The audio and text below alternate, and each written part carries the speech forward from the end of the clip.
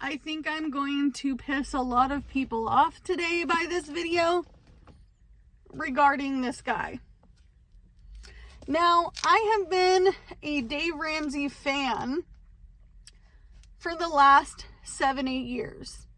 I have been gifted this book, which really helped me get on my debt-free journey when I was sleeping in my car, absolutely low income, working at a fast food job, not sure how I was going to gain my life back, to purchasing this book.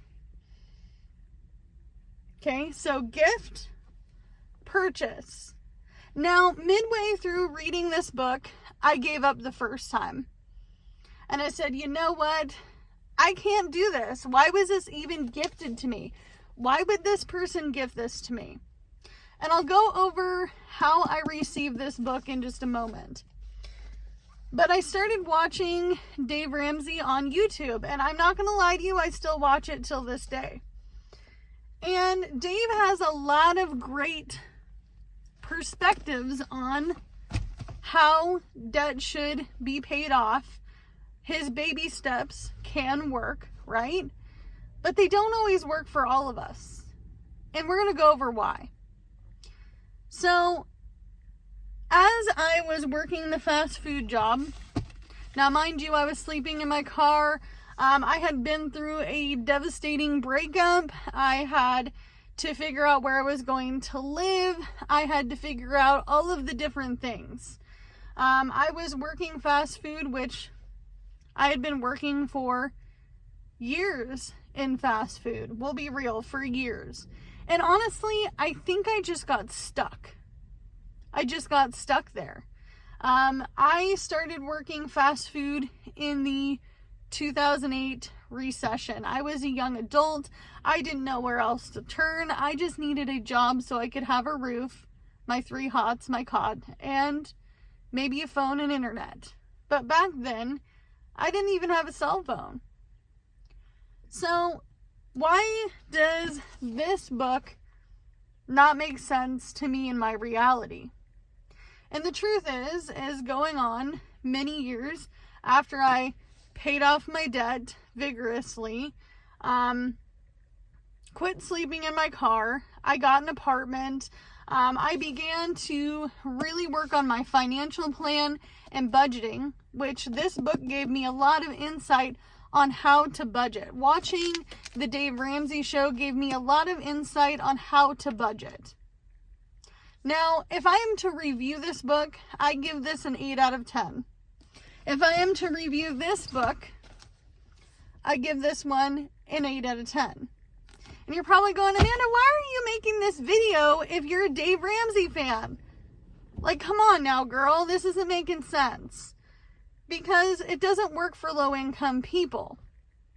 It doesn't work for low-income people. And no matter what I do to try to change my career, it is not enough.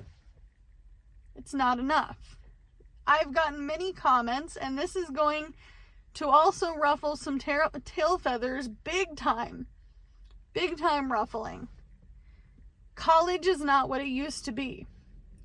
So, college is expensive. A lot of people are in debt for college. I see a lot of folks in the budgeting community who have car payments, they have student loan payments, they have a home payment, all of these things that they really cannot afford. Yes, I have debt. Yes, I'm working on paying off that debt.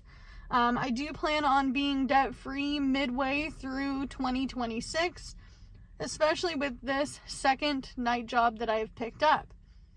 However, my opinion has nothing to really do with my journey. It has to do with this economy. So, a lot of people tell me, don't pay off the debt till you have your emergency fund. Well, let me tell you this, friend. When I was sleeping in my car, do you think I waited to have an emergency fund to pay off my debt? No. No, I did not. Where was I going to put the $1,000? Yes, in a savings account, but I was told buy this book that I was going to get envelopes and I was going to stuff the envelopes. I didn't have sinking funds. I didn't have an emergency fund. I think I had maybe $500 in my savings account when I started this journey. Now, the other thing that I find interesting is that everyone in my last video has commented, $1,000 emergency fund, $1,000 emergency fund. That is all you need before you start paying off your debt. But is it true? Should you be only paying off your debt after you have that $1,000? And my opinion is no. No. Because I can tell you this from experience. Specifically, my last major emergency. I had $1,000, but my car was totaled in an accident. My 2020 Kia Sportage was totaled. It wasn't enough. My $1,000 basically was nothing. It was nothing. $1,000 is really nothing. It doesn't mean anything. $1,000 feels like maybe $500 now. Now, do I think that you should have a fully funded emergency fund in order to pay down some of these credit cards and some of these monthly things that are kicking your butt? Maybe. Maybe $1,000 isn't enough. They say the average person who actually has a fully funded emergency fund hasn't funded between $8,000 to $10,000. I'm not going to be able to get $8,000 to $10,000 with, the money I have. However, it makes sense. If you need to buy a cheap but decent used car, if you need a roof, if you need a water heater, if something happens to your job, you have $8,000 to $10,000 of a buffer. You can live off that, right? Even if it was for like a small amount of time. And now most people have high rent. So $8,000 to $10,000 may only be 3 to 6 months with all of your living expenses, right? We're talking reality check, rent, your car insurance, your utilities, your food. Food is expensive now. And $1,000 is not enough. $1,000 wasn't going to get me, it got me a car rental for a week. Plus my ride home to get to my emergency fund. And that's the other thing that I'm curious about. Should you keep all of your emergency fund in cash at home? Now, I knew a gal who kept her emergency fund in her underwear drawer. And she didn't think about it until she was like, yeah, I'm on the side of the road and all my money is at home. Should you keep some of your emergency fund in your savings account so you can transfer that money over? I guess my question is do you do that? Is that part of your plan for your emergency fund? Do you have part of it in cash and part of it in the bank, or do you have it all in the bank? How do you make it work for you? Especially when an emergency can happen at any time. The other thing is baby step number 2 is paying off debt. I am a heavy believer in paying off debt however it works for you. Now, I'm not going to go ahead and pay off my smallest debt to largest because I want to knock out the ones that are killing my budget, that are budget killers. I'm talking my credit cards. I'm talking any monthly payments. Like if you have a car payment, you might have to rethink your plan. How are you going to gain more money? Especially if you are a low income person. I only have so much money to give every single month to all of my bills and my expenses. And that's okay. And it is okay to normalize that low income people exist. It's most of the population. I know it's hard. It's a hard pill to swallow. Most of us are low income in the United States. And then we have a small portion, and I'm not even sure if this exists anymore, really, because I have middle class friends. And are they really middle class? Because they're shopping at the Dollar Tree right now to buy groceries. And then there's only a very, very tiny proportion of people who are rich. And then there's that 1%. That very, very, very small amount of people who can wake up in the morning and count their $100 bills like it's nothing, right? So the reality is I'm not going to be able to follow this Dave Ramsey plan to the T. And Dave, I apologize, man. I've tried. And someone on here is going to go to college. Do you know that I'm already 35 years old? I'm going to be 36 in a month. By the time I go to college, we'll do the math together.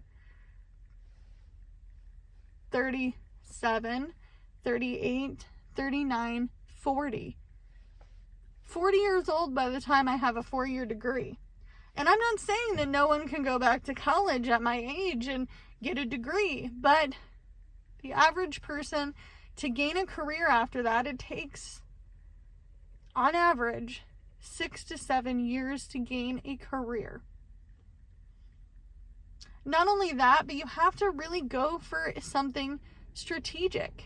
I have friends with 4-year degrees, and I've talked about them. I have a friend with 2 4-year degrees in something that you would think would be really easy to get a job in. It's not. We have one hospital in this town which has the specialists and your regular primary doctor and your pediatrician. How many jobs are there in medical in this area? Not that many.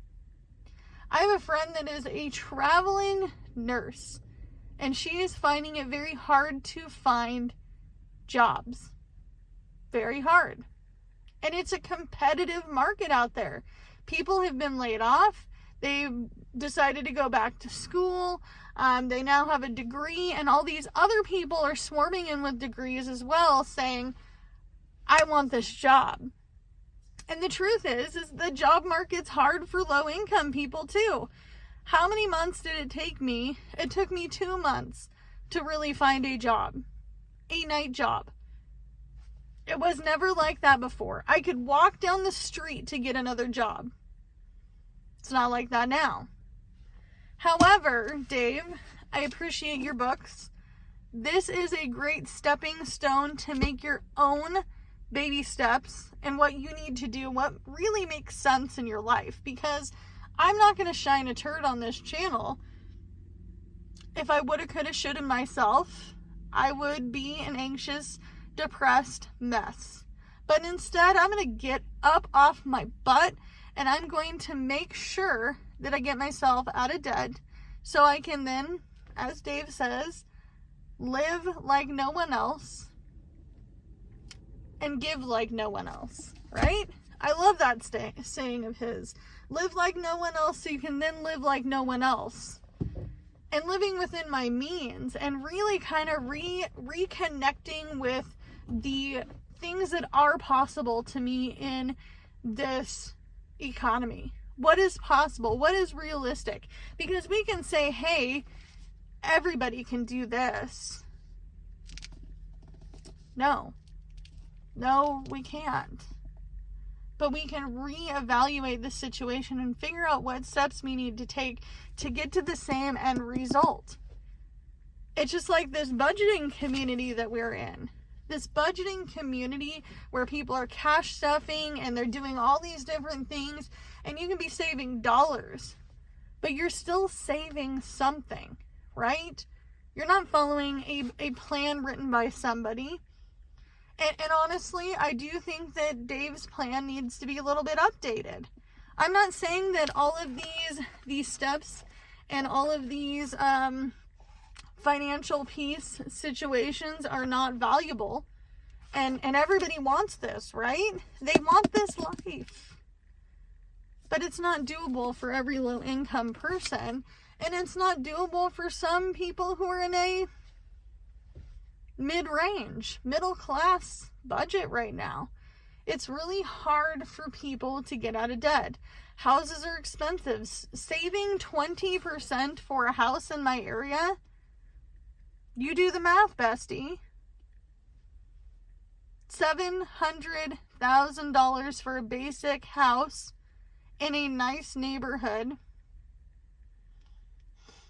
with a yard and a garage. Pretty basic things, right? 20% of that is a lot of money. It's a lot. And I'm not going to lie to you, I've gotten out of debt making less than $20,000 a year.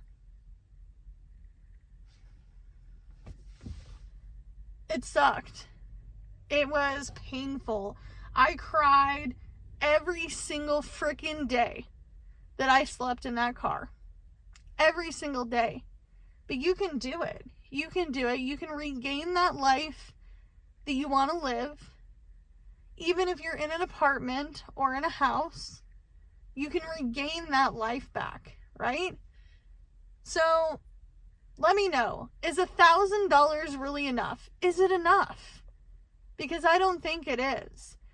I also think that my opinion differs from yours, and that's okay. And we can still be friends. The other thing I was thinking about is during my debt journey, and I'm starting this new job next week, do I really need to put all of it towards debt? Or do I need to continue to save for an emergency? Because life happens. I wasn't waking up the day that we were in that car accident where my 4-year-old vehicle was totaled. I wasn't waking up to expect that. You just never know. So, let me know the answers to all the questions in the comments. Do what you can with what you got, because it's all you have to work with. Bye, guys!